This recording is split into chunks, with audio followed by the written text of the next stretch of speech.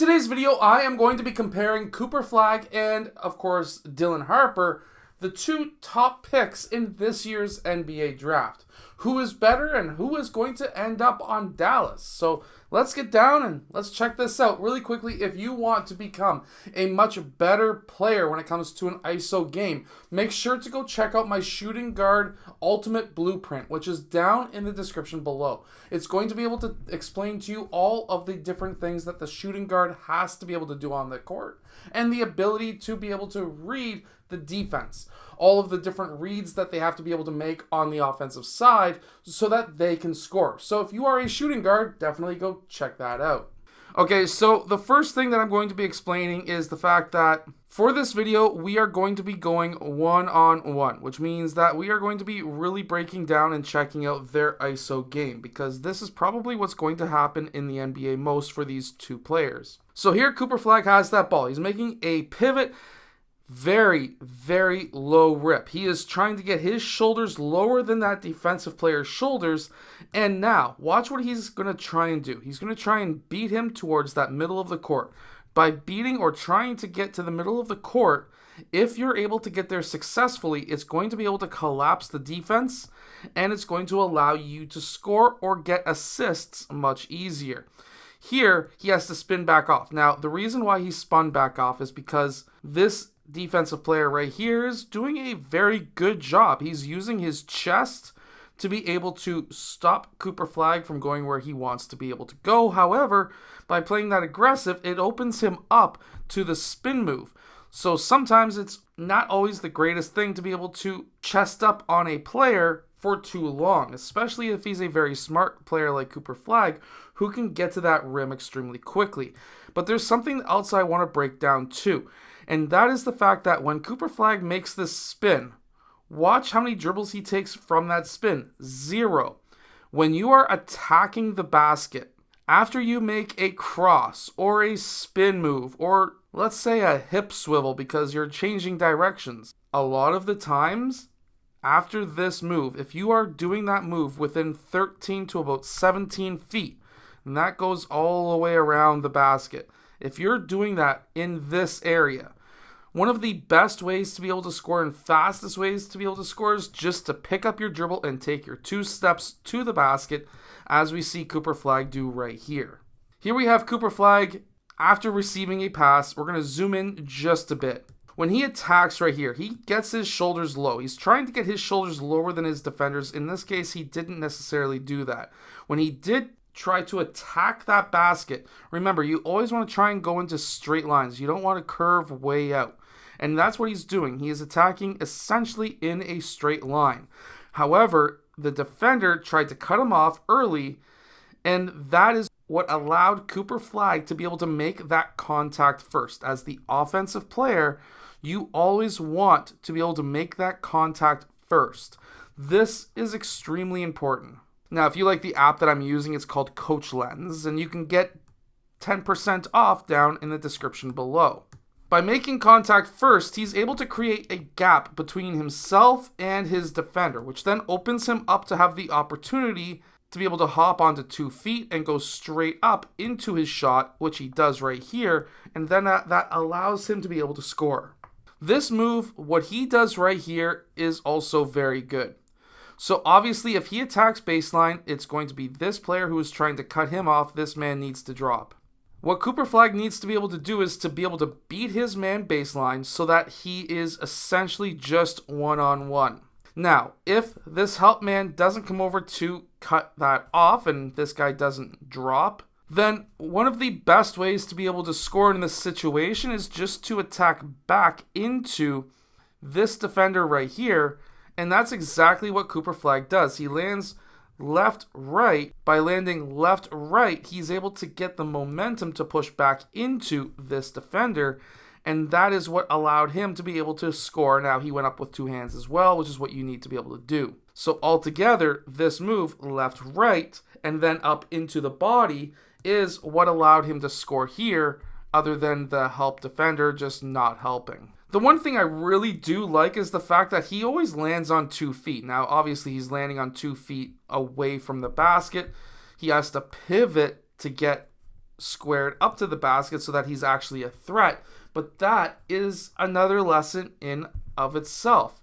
And that is, you should never have your back to the basket. You should always look to pivot as early as possible to the rim so that you can be a threat. If you find that defensive players overplay you a lot to a point where you make turnovers, one of the best things that you can do is just pivot to the rim, low rip. This will clear out these reaching arms.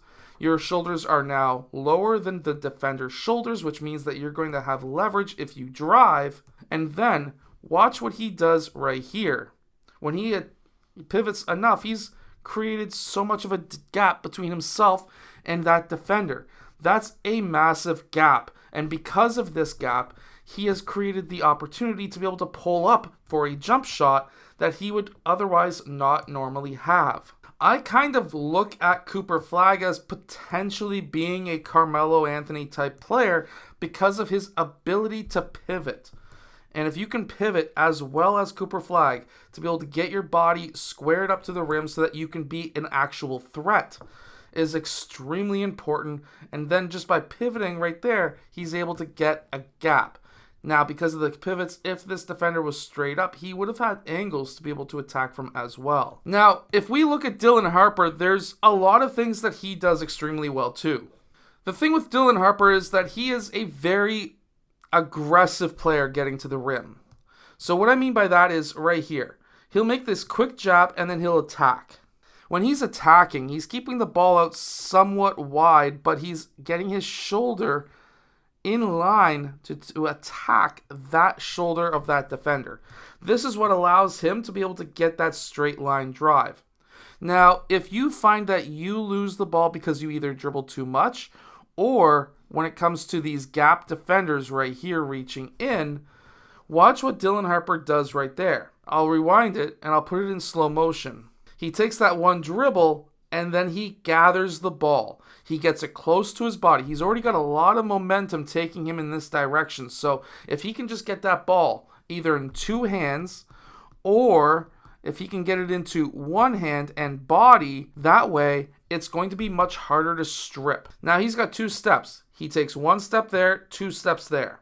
Now you're probably saying to yourself, this is a really bad shot. He's going 1-on-2.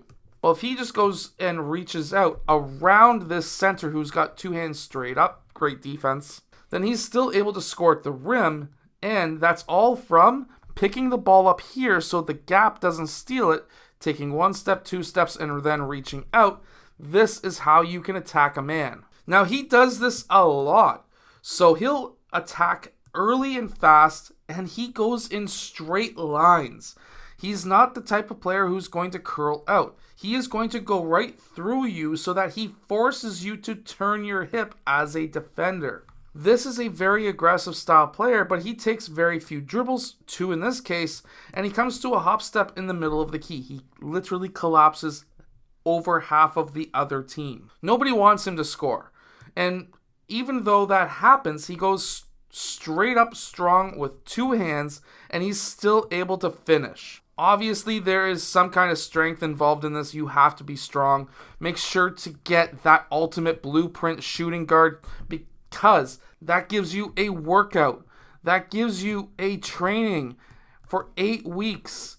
You need that. If you are a shooting guard, that is something that you definitely need. It's going to allow you to be strong like Dylan Harper so that you can finish at the rim over 3 players. So one thing that's lost in today's game is what we see right here.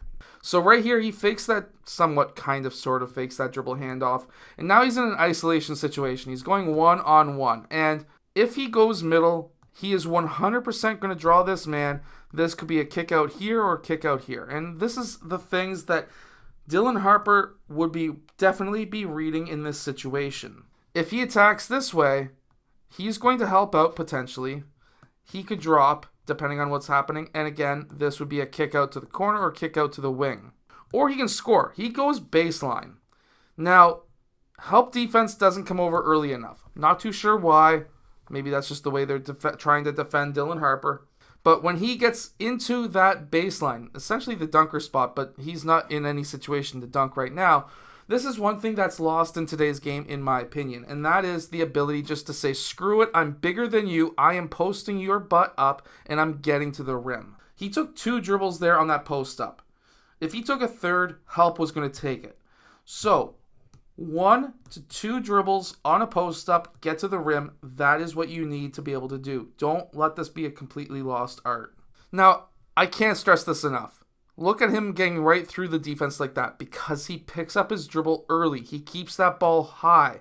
This is how you finish at the rim. Look, takes a dribble at the 3-point line. That's his essential gather. 1, 2. Short step, and then he took a long step. Short step, long step. Change up your steps. Get the ball high.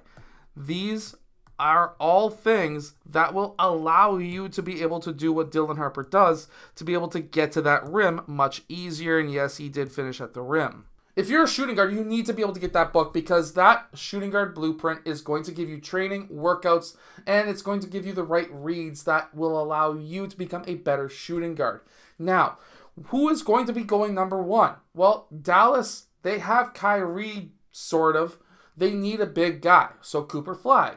However, do they want to be able to combine somebody like a Luka and Kyrie again and get Dylan Harper? Because in my opinion, Dylan Harper's kind of a bigger guard, kind of like what Luka was. So that could be a good pairing as well. Could you imagine Dylan Harper going to the Spurs on number 2? That would be deadly too because now they have a big guard, they have a very good shooting guard, and then they have, of course, Wembanyama. Hopefully he comes back nice and healthy.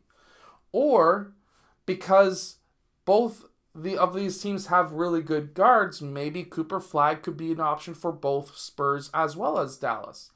Cooper Flagg could be a good option for Dallas because then they would have a power forward who doesn't like to play center. They would have Cooper Flagg, and then they would have Kyrie when he comes back. So these are all very good, interesting conversations to have. Personally, I feel like in 5 years, Dylan Harper's going to be the better player, but that's my own opinion. I hope that you've enjoyed today's video. Hit that like button, subscribe. Make sure to go check out that shooting guard workout down in the description below because that blueprint's going to be able to help you a ton. I'll see you guys again in my next video.